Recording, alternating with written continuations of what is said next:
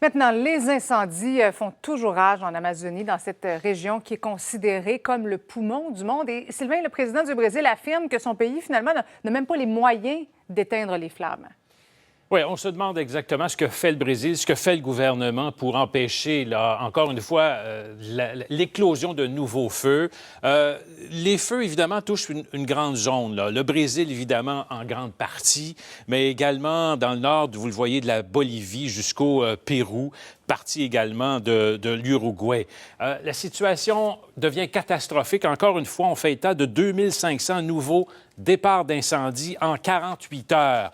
Et les données, donc, font froid dans le dos. Depuis le début de l'année, 72 000 feux ont été allumés au Brésil.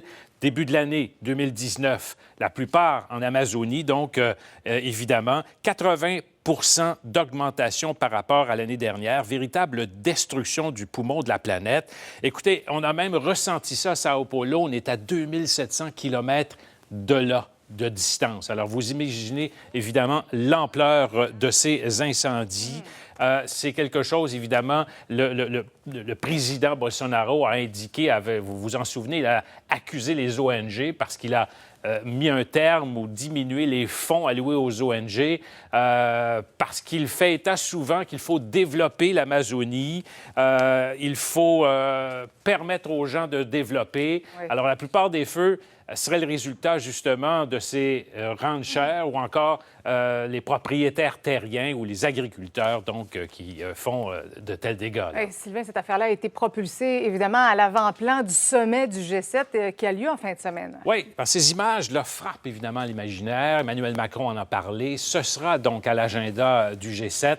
Et on accuse même le président que vous voyez, Bolsonaro du Brésil, de l'extrême droite, évidemment, d'avoir menti en disant qu'il allait s'attaquer au réchauffement climatique. Et là, il est même question de se retirer de traité commercial du Mercosur. La France vient de l'annoncer, l'Irlande également.